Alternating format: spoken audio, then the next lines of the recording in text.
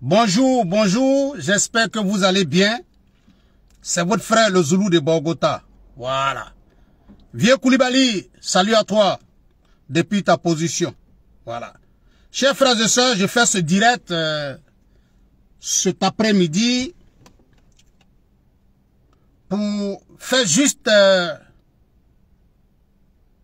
une petite leçon de la politique ivoirienne. Dawa Abdoulaye, salut à toi depuis ta position. Chers frères et sœurs, je vais vous dire une chose aujourd'hui. Je suis un témoin de la politique moderne ivoirienne. Je suis un témoin. J'ai vécu la période de Nana Boigny quand il était le président de la République de Côte d'Ivoire. J'ai vécu le temps d'Henri Konan Bédié. On ne me l'a pas expliqué, je l'ai vécu. J'ai vécu la présidence de Guéhi Robert. J'ai vécu la présidence Laurent Gbagbo. Je l'ai vécu, on ne me l'a pas raconté. J'aurai sûrement l'histoire, sinon la présidence de l'homme politique le plus tolérant de la Côte d'Ivoire, à savoir le président Alassane Ouattara. Quand je parle avec preuve. Ma belle Rocky Bamba, salut à toi depuis sa position. Quand je parle avec preuve. Je ne parle pas pour parler, parce que quand je parle, après, je veux que les gens viennent me dire, Zoulou de Bogota, ce que tu as dit là, c'est... Voilà.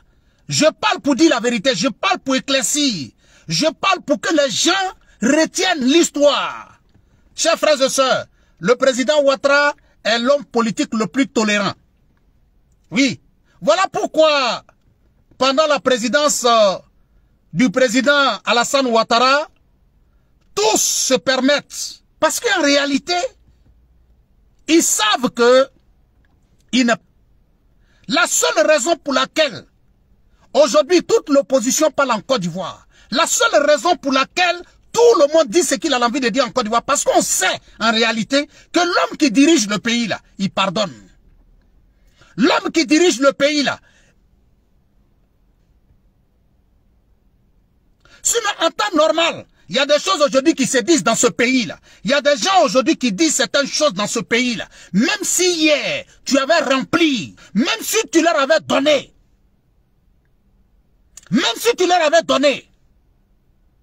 des hectares et hectares de terrain, de café, de cacao, de coton, de maïs, qu'ils disent ça au temps de Guéhi Robert au pouvoir, ils n'allaient pas le dire.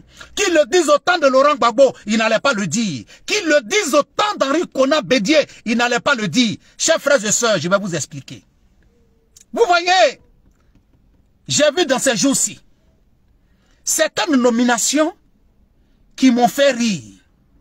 Mais les nominations ne m'ont pas fait rire parce que ça vient du président, parce que ça vient du RHDP. Mais c'est les personnes même en tant que telles qui ont été nommées là. Et puis je vois leurs partisans. Chers frères et sœurs, si ce n'est pas le président Ouattara, si ce n'est pas au temps du RHDP, c'est dans quel monde vous allez voir un haut responsable d'un parti politique qui soutient des indépendants contre les candidats du parti, qui soutient des candidats indépendants contre les candidats de son parti. Et puis, chemin faisant, ces candidats qu'il a soutenus là, ça veut dire qu'en réalité, la personne en réalité ne représente rien. Parce que si tes candidats indépendants que tu as soutenus ont gagné, on se dit que l'État, comment on appelle, le parti est obligé de te faire appel parce que tes indépendants ont gagné. Ça veut dire que tu as un poids. Mais tu n'as pas gagné, tu as perdu. Tu as défié les candidats, les indépendants du parti. Tu as défié le parti sur tous les plans. Un mois après, tu vois ces mêmes personnes-là qui ont même le courage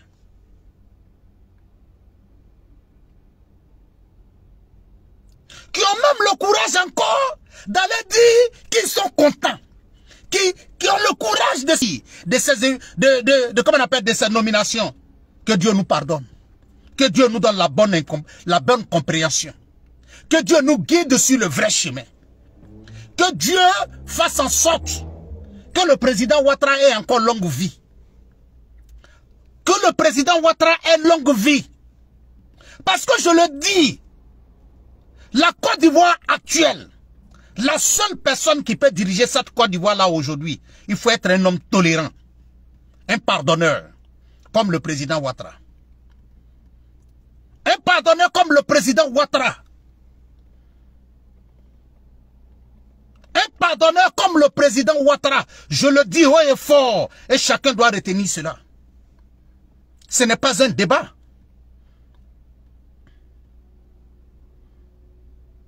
Partagez le direct s'il vous plaît. Partagez le direct. Fatou Ekman, ma soeur, salut à toi depuis ta position. Il y a beaucoup d'enfants qui parlent, mais qui ne connaissent pas la vérité. Je vais vous faire certains témoignages. Quand je dis que le président Ouattara, c'est l'homme le plus tolérant que la politique ivoirienne ait connu là. Il y a des gens qui me disent, Zulu de Bogota, mais qu'est-ce que tu dis? Mais je vais vous expliquer quelque chose. Chers frères et sœurs, avec tout le respect que nous pouvons avoir pour vous, avec tout le respect que nous pourrions avoir pour le président, écoutez bien, avec tout le respect que nous pouvions avoir pour le président Houphouët-Boigny, chers frères et sœurs, je vais vous citer certaines régions de la Côte d'Ivoire. Allez-y demander à un fils. Allez-y demander à un fils. Pourquoi Houphouët-Boigny a bitumé la Côte d'Ivoire? Ils sont arrivés jusqu'à Bondoukou. Quand tu es arrivé à la sortie de Bondoukou, on a coupé. Le bitumage là, ça s'est arrêté là. Ça dit que on a bitumé, on est arrivé à la sortie. Ça dit la voie qui te porte de Bondoukou là pour aller à Bouna. Quand on est arrivé là-bas, on a stoppé le bitumage. Allez-y demander à un fils d'Agboville. Pourquoi autant d'Houphouët-Boigny? Azopé n'a pas connu le développement. Allez-y demander à un fils d'Agboville, un fils d'Akoupé, pourquoi autant d'Houphouët-Boigny? Akoupé, Azopé, Agboville n'ont pas connu le développement, le bitumage. Allez-y leur poser la question. Il vous dit simplement, Houphouët-Boigny n'était pas dans les demi-mesures. Je vous le dis haut et fort. Houphouët-Boigny n'était pas dans les demi-mesures. Malgré on le considère comme le père de la Côte d'Ivoire. Mais Houphouët-Boigny n'était pas dans les discours.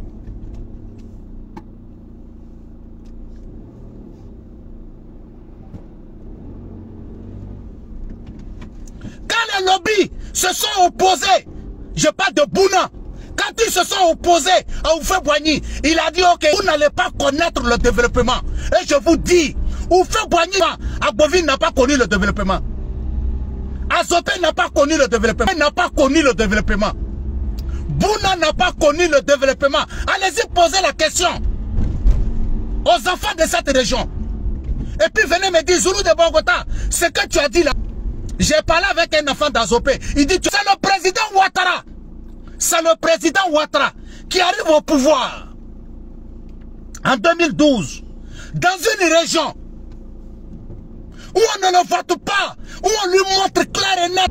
Mais je suis le président de tous les Ivoiriens. Même si ce que je pourrais apporter à votre région comme développement, je vais le faire. Ce que je pourrais apporter à votre région comme développement, je vais le faire. Chers frères et sœurs, vous n'allez pas connaître le développement. Et n'a pas connu le développement. Agboville n'a pas connu le développement. Azopé n'a pas connu le développement. Bouna n'a pas connu développement. C'est moi qui vous le dis. Et ce n'est pas un débat. Ce n'est pas un débat. C'est une réalité. Mais c'est le président Ouattara. Ça dit que même tu es cadre de son parti. Et puis dans ta région, tu soutiens des indépendants. Et puis tu ne te caches pas. Et puis lui-même il sort. Et puis il dit non, je demande aux cadres de soutenir. C'est lui-même qui sort. Et puis il dit, si vous ne, les cadres qui vont soutenir des indépendants dans leur région là. Et puis ces cadres-là le font. Et puis lui il pardonne. C'est ça qu'on appelle le président Ouattara. C'est le président Ouattara qui essaie de faire retourner dans un pays où il gouverne les gens comme les Laurent Gbagbo, les Charles Blé Goudé. Des gens viendront nous dire ici, la Côte d'Ivoire c'est pour nous tous. Ah oui, c'est vrai. La Côte d'Ivoire c'est pour nous tous. Et généralement ceux qui disent la Côte d'Ivoire c'est pour nous tous là, c'est ceux-là hier qui étaient les premiers à dire que Laurent Gbagbo n'est pas bon. Mais l'être humain oublie. Le président Ouattara a fini de faire ce qu'il devait faire. Oubliez ce que Laurent Gbagbo a fait hier. Oubliez ce qu'Henri Konan Bédié a fait hier. Oubliez ce que Gueye a fait hier. Ce n'est pas...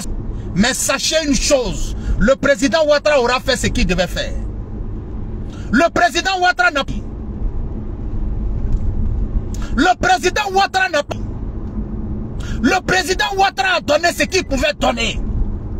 Voilà pourquoi, quand je regarde certaines personnes et qui disent Ouattara doit partir, Ouattara doit partir, j'aimerais interpeller l'opposition ivoirienne. Et j'aimerais interpeller les cadres du RHDP, ses sympathisants. Sachez une chose, nous au RHDP, c'est nous qui décidons qui sera notre candidat. Merci encore au ministre Cissé Bakongo. Le vieux. Non, grand frère, tu as parlé. Oui, grand frère, tu as parlé. Et quand tu parles comme ça, c'est ce que l'opposition y voit. Ma grande sœur Sita Ouattara, Waluru, salut à toi depuis ta position. Junior connaît, salut à toi. J'ai dit, quand tu parles comme les Cissé Bakongo, qui sont clairs et qui disent aux gens de leur région pour leur dire, en 2025, au RHDP, on n'a pas un autre candidat. Notre seul candidat, c'est le président Ouattara. Ça les fait. Chers frères et sœurs, mais comment pouvez-vous comprendre? Comment pouvez-vous comprendre que l'opposition, le choix de nous, notre candidat en 2025, Adama, on peut faire ça. Mais je vous le dis, dites à l'opposition ivoirienne que le Zoulou de Bogota leur dit.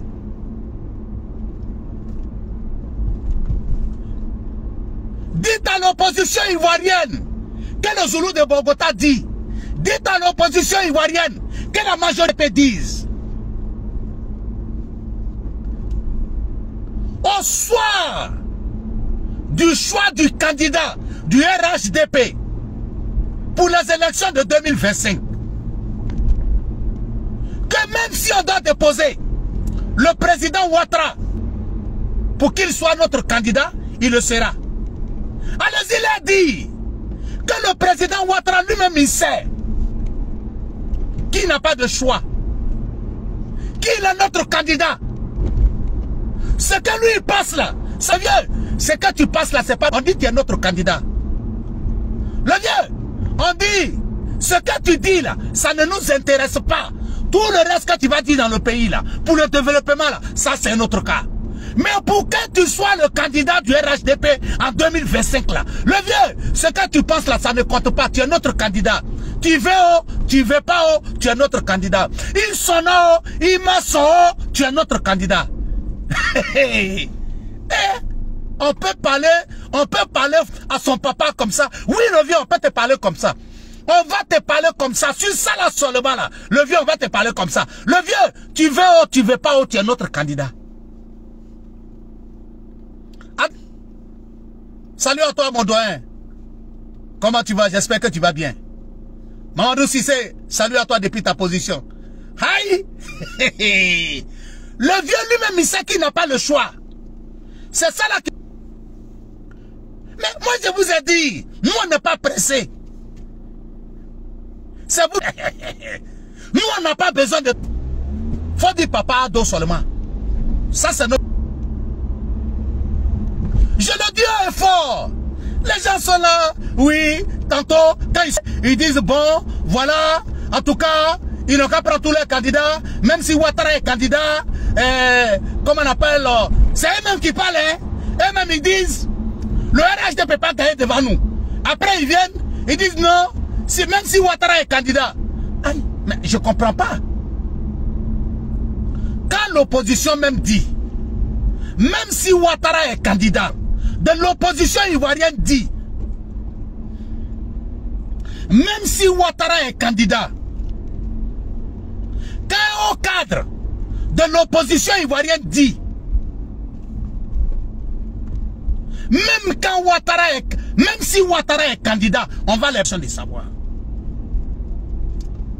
Si tu étais intelligent, tu aurais pu demander à ton cadre, mais cher cadre du PDCI ou bien du PPACI, même si Ouattara est candidat, ça veut dire que toi, tu es en train de nous dire que Ouattara peut être candidat.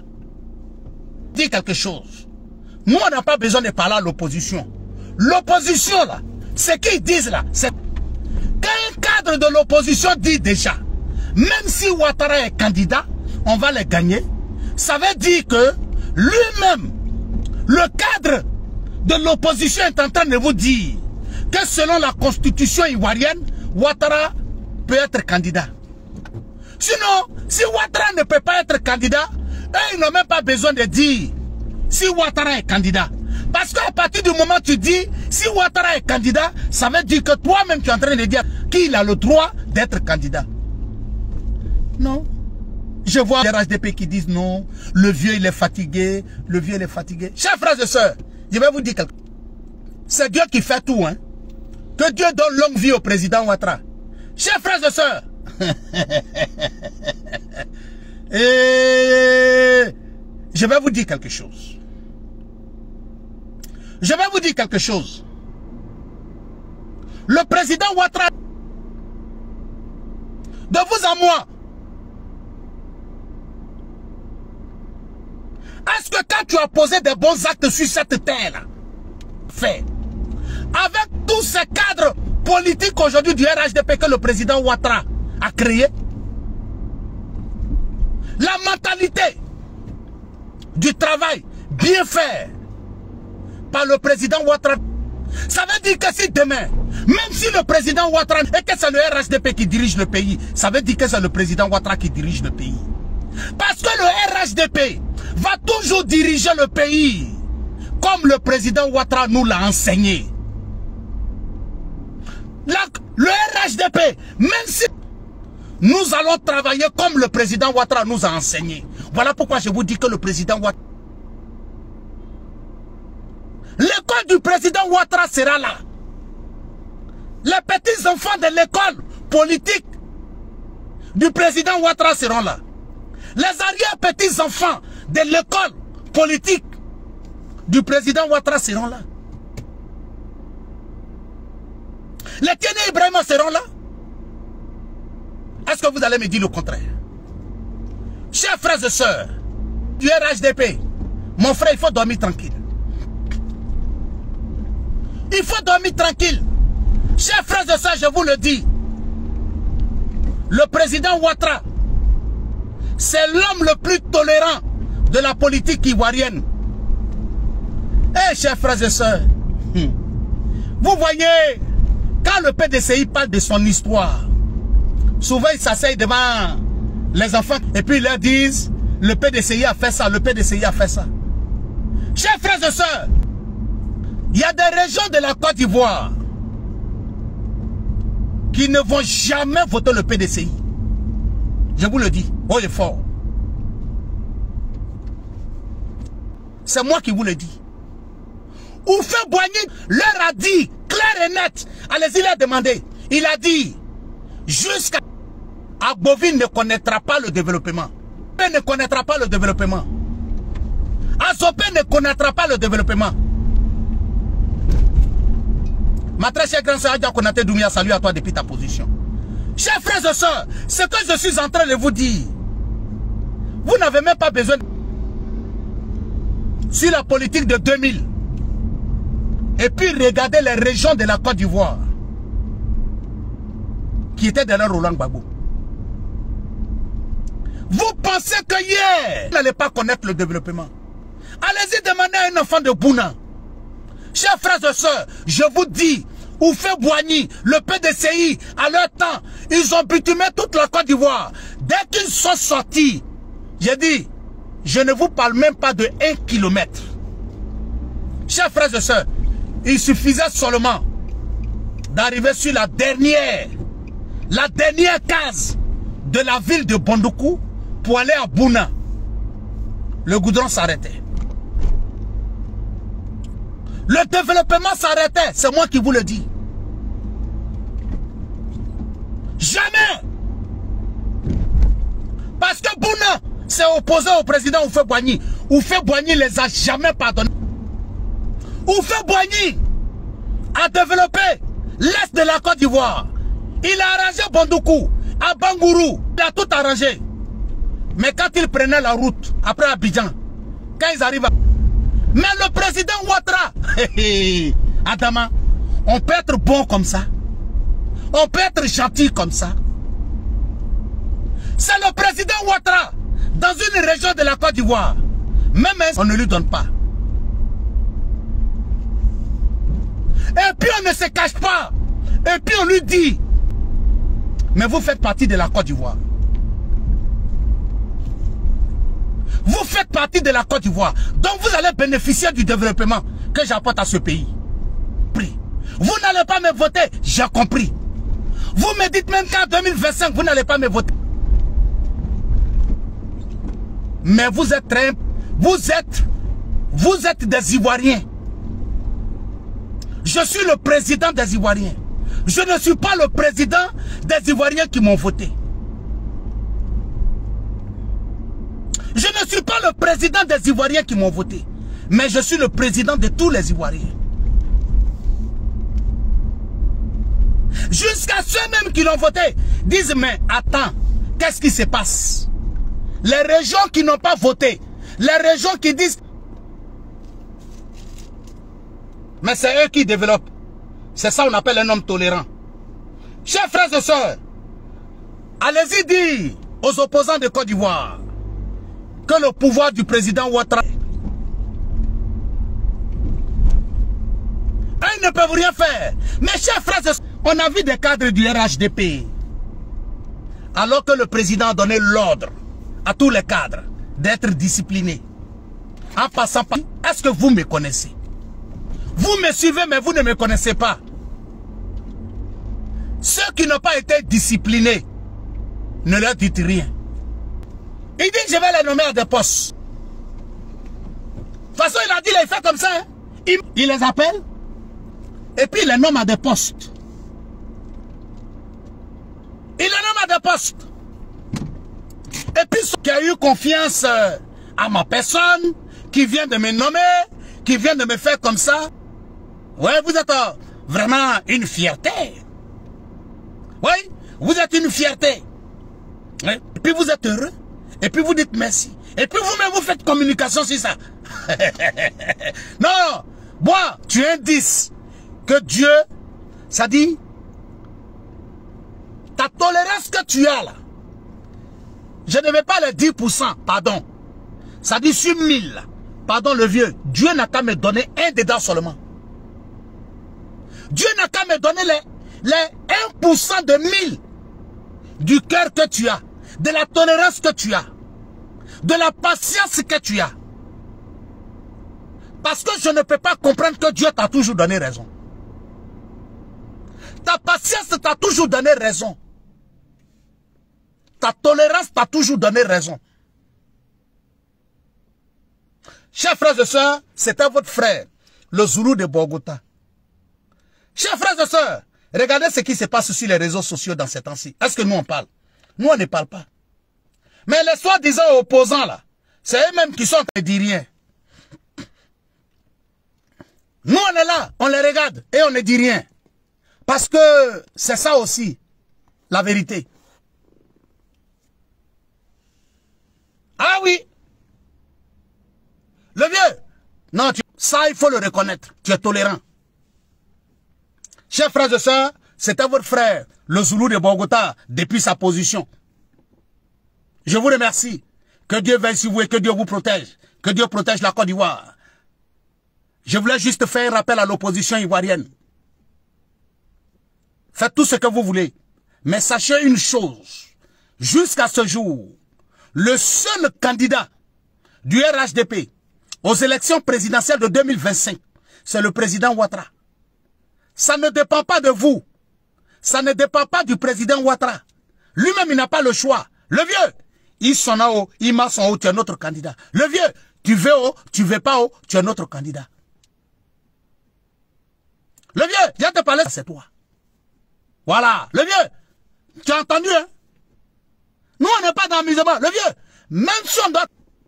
Il n'y a pas de débat dedans. Si les gens prennent, qui a travaillé, qui a tout donné, c'est lui qui n'est pas notre candidat. Le vieux, tu veux ou tu veux pas ou tu es notre candidat. Mais si le ministre Bakongo, tu es notre candidat. Voilà. Donc, chers frères et sœurs, c'était votre frère, le Zoulou de Bogota, depuis ta position. Vous ne devez pas parler. Quand le chef, il parle, vous ne devez pas vous lever, vous devez être assis. Ah oui, oui, c'est le chef qui parle. Ouais. Je demande à tous les sénoufos qui sont dans ce direct-là, quand moi je parle, c'est le chef qui parle. Oui, oui. Ah oui, oui. Quand le chef, il parle, les gens ne parlent pas. On s'était. Ok. Bon, chers frères et sœurs, c'était votre frère le Zoulou de Bogota. Bonne journée à vous. Que Dieu veille sur vous et que Dieu vous protège. Merci beaucoup. On est ensemble. On n'est pas pressé. Djibril Konaté. Ok. Yao. Ok. Merci beaucoup. Merci à vous.